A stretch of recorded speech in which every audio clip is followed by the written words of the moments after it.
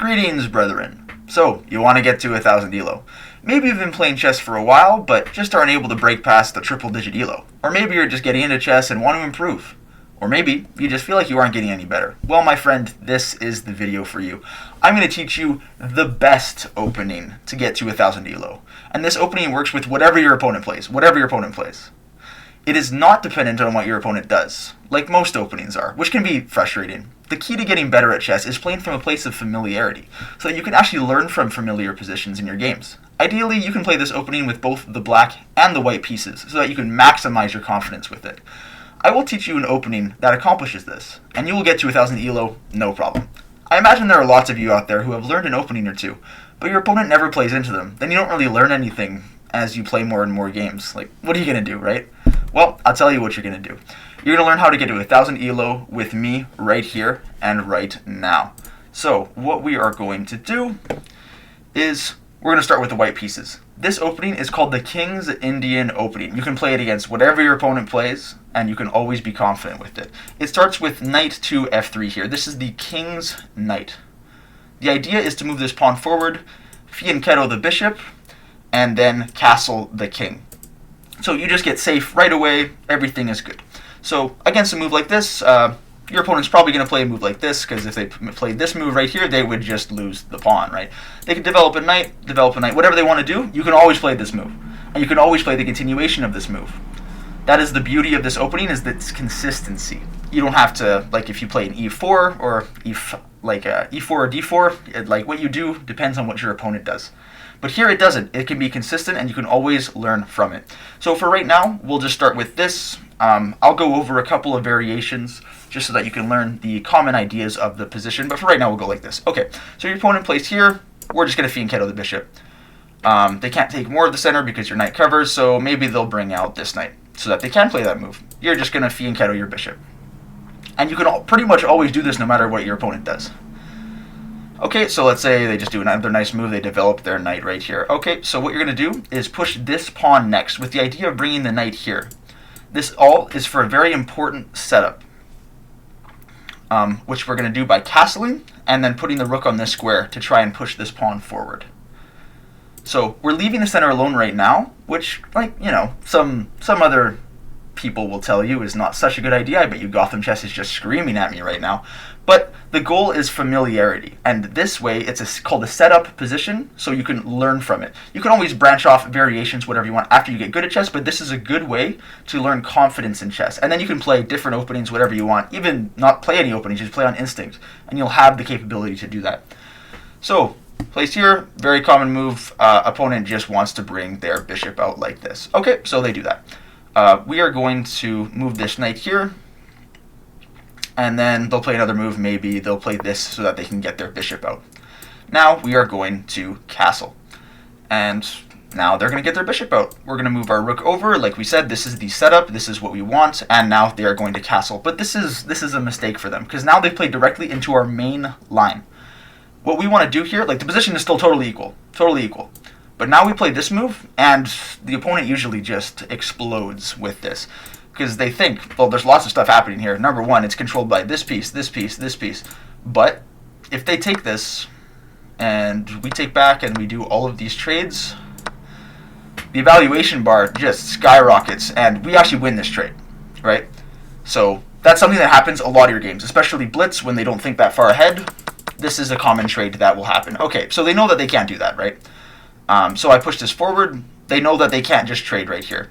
So then they try to retreat. They're like, okay, I'll try to retreat this bishop. Now this is just a fork.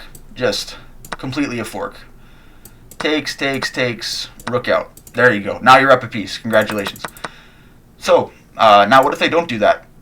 They don't move that bishop. They got to move this bishop somewhere else, right? So let's go here. They just try to pin the knight to the queen, so that if we do this fork, then it doesn't quite work out. So the idea here in this position is actually, is actually this h3 here. Because then we try to get this pin away, so that because this fork is always threatened, right? So now he's got to either retreat the bishop, in which case we might just push again, like just to try and trap the bishop in there and then get this fork. But the best move for them in this position is to just take. But now we go here, and the problem still persists. This problem is still very active. So we take back here, and now you're like, okay, well, takes, takes, takes, and takes. So we still get this movement here. So they got to move one of these pieces somewhere. And if they don't, then let's say, I don't know, they push this pawn. Then this fork is still here, right? So that is the main idea. And now you're super strong. Your king is super safe. Everything is just fantastic in this position for you. And this is a position you're going to get a lot of the time. Like, sometimes they might not even take back. Sometimes they might just try to retreat. Then you go here. Then they go back. And then you get this fork anyways. Evaluation says 2.5. Congratulations. You're winning. Your king's a little bit weak, so you have to be careful around there. But it'll be just fine. Okay, so that is the main idea with this King's Indian attack. So now you're like, okay, what if they just don't play into this, right? Like, this is all very, you'd be surprised how often this comes up. But now, let's say they just try to play a little bit more solid, let's say right off the rip, they don't give you this opportunity. Because the whole opening is on the availability of this square. So, let's say they just go here. Can't take back because you go this. Now, they're threatening to push this pawn and do some stuff with this knight, right? They're trying to take more space. It's a bit dangerous. So now, we just played this move. We just played this pawn move right here. We're able to develop the knight. We're able to get the bishop out. And we're able to do just all of this. Now, if he plays this move right here, we just take back. Because if he takes back, then we get this, this, and then we'll just go here. And then we have 3 guns all on, well, I guess 2 guns on this pawn, but then if he goes here, then we just have, his king is super weak, and we can go back, we can retreat, we can go back here to target other stuff, just bring out a knight, whatever we want to do. This is their only move that really does anything, but the big idea is like putting the guns on everything, and now like their knight's back, we can just like after this position, we can just like castle and then put our rook on the file and then just go to town, right? Like his king's very weak, ours is safe. That is the priority. That is the big idea of this King's Indian attack or King's Indian defense, is that your king is safe. And this bishop covers so many squares, right? That is the big time plan. So let's say, oh, not here. Here, let's say, pushes this pawn, we go here, and then he just doesn't push right away. Let's say he he brings out this one. Then we're just going to bring out our knight as normal. Then in this situation, if he pushes this, takes, you don't take back here because then he can trade your queen. This is the only thing. You don't take back in this position because then he can trade your queen and then you can't castle anymore, which is the whole point of the opening, right? But now, since this knight is in the way, which is very common, they usually like to bring out their knights, now we can play this move, which is like the triple attack on this pawn, right? Like pawn, pawn, pawn, triple attack, which is quite scary. And now usually they're just going to like combust. They're going to try to defend it. They're going to try to go here or something. They're going to try to do stuff. But then, yeah, it's not super easy for them to make a move. We can just castle, or we can try to get our knight to safety. Like if we castle here in this position, now like 1 gun, 2 gun, but we have 3 guns on it, right? And now we can just trade. So at the end of the day, if he does, I don't know, he goes here, we just start taking, right? We just start going to town, and there we go. There's always going to be little nuances. There's always going to be little things that if they find it, they play perfectly. But when you're getting to 1,000 elo, you don't have to worry about that, right? You're not playing Magnus Carlsen out there. Everything is going to be just fine. And even so, if something comes up, then like this is a familiar position that you're going to see. So if something comes up and you're like, oh, in this situation, I can't do a specific thing. Like, let's say the situation comes up again where this happens, but he doesn't move his knight out. So let's say he moves this bishop, you move this here. Here, you try to do this trade, and you try to go run away. This doesn't work anymore because now the knight doesn't block the queen. So another common idea in this position is the knight's just blocking the queen. And those are basically all of your ideas as as for white, like, you just make up a nice setup position, and sometimes, like, we'll go here. Sometimes your opponent likes to lock the center, so we'll go here. We'll just develop all these pieces in like a somewhat decent way. Get these bishops out. Castle here, and then, like, let's say push this pawn, and then we go here. Sometimes your opponent's just going to do this. They're just going to lock the center. They're not even going to trade. They're just going to lock the center. So in this situation, now your bishop's kind of not great because it's kind of blocked by this pawn. So, but you have ideas. For instance, now this knight's here, so it can't actually protect this pawn. So you go here, and then he's got to trade or do something else, but then let's say he does something else. You can just take, right? And now you have two big pawns in the center and you're good to go. Okay, obviously that's a blunder, so let's say your opponent doesn't do that. Let's say they take first, then you go here, and now your center is nice and big. You can get this bishop out. Everything is looking good.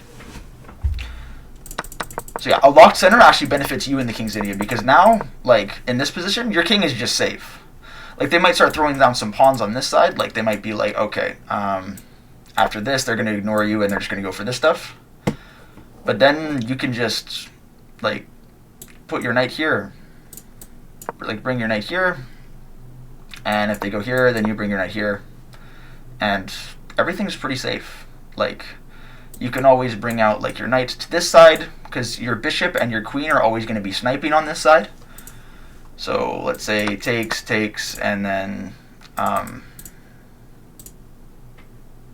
don't know. Here, we move our knight out of the way. And if something like this, then you don't even worry about it. Your king is completely safe in here. I guess there's this rook hanging. Don't worry about that. This is just for demonstration purposes. But no matter what they do, like even this, you just ignore it. You don't worry about it. You take this. If they take, you just take like towards the center. Always take towards the center. Don't take away. You can worry about some like back rank stuff over here, but it's all okay. Everything is fine because he can't castle anywhere. If he's got a castle over here and then stack the two rooks, but then you're always quick enough with all of your pieces. It's all going to be fine.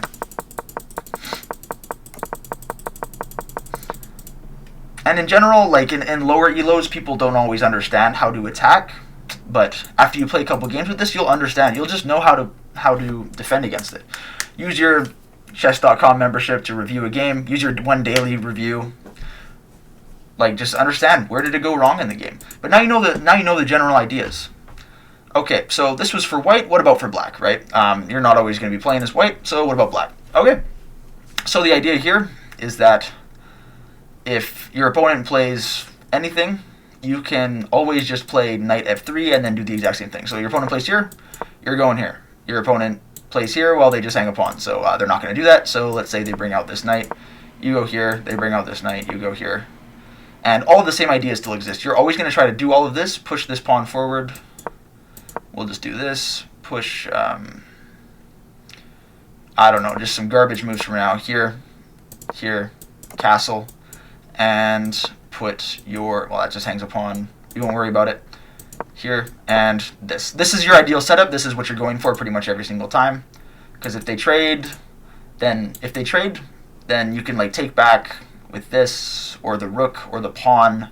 You always want to try to get the open file. The open file is a great idea as well. All of those are good. And you can always play this against them, like, no matter what your opponent does. Like, even if they play this, like, okay, you can't play this immediately because they'll just push again. So you just play it a little out of order. You play this pawn move first with the idea, like, knight here, but if he pushes, then you can just take. And then if he does something else, I'm not sure, knight here, then, like, if you push, take, like, so that doesn't work anymore, so now you just bring this knight out, which the knight covers this square. And now he can't even put any more pressure onto that square right there, so let's say he just brings this knight out. Now you can play your knight to f6 on the other side. And you always get this safe move, which you can do all of this with. You have to be a little bit careful if they just start doing stuff right away, like pushing pawns over here, but it's always okay. Sometimes they might, like, if they're brave enough, they might just do this to open up the position because they think you're going to castle this way, but now you just set up on the other side. Now let's say they go here, you just set up over here now. like they try to bring pieces over here, you're just going to push this pawn forward, try to castle your king the other way. It always works out. So those are your ideas. Those are your ideas with the King's Indian, and you can always play it, and it's nice because you can get into a familiar sense. You don't have to worry about, okay, is my opponent playing something different? It's always like, okay, what moves can I make? Well, here, I can't bring this forward because of, you know, all of this. Like, takes, I guess, this, and then you can trade. That's an idea as well in the beginning that sometimes they get fooled by. They think they win a pawn, but then they, you know. So then it's all good. But yeah, that is the King's Indian opening, my friends. That is how you're going to get to 1,000 elo, because the idea is repetitiveness so that you learn the position and you understand the ideas within it. You're not playing something different every single time, right? So wait, I guess it's not there anymore. But yeah, your main idea, your setup, we'll just set it up one more time. We'll flip over here to the white side. Your idea is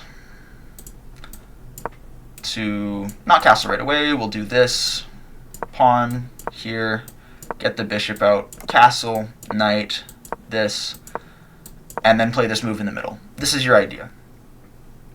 The defensive setup with these two knights, they're always defending each other. You move this knight, this bishop activates. You move this knight, this bishop activates. Like if anything ever happens down this center line, this bishop is just a sniper. And a lot of the times you'll pick up this rook in the corner. It's actually a really good idea. But yeah, you might play here, you play here, take, and this, like, up the center, it's always a threat for this trade. But now they might just take back. This is still a threat. You've got pins in places. Now you can move this bishop out anywhere you want. It's a good opening. I have a lot of experience with this opening, so that's why I know it's all okay. But for those of you learning chess, trying to get into stuff, if you're looking for some familiarity, if you're sick and tired of doing this and then your opponent plays here and then you have no idea what to do because they didn't play e4, well, my friends, this is going to be the opening for you. You'll take a lot of people off guard. All right. I hope that you use this to get to 1,000 elo. If any of you do use this to get to 1,000 elo, I'd love to hear it in the comments. I'd love to hear about it. I have a Discord server, the Chess Crusader Discord server. My link for that will be in my YouTube bio and also my TikTok bio. I like to stream. You guys can see me, play me on there. I play all my viewers. Yeah, so for that, see you guys in the next video.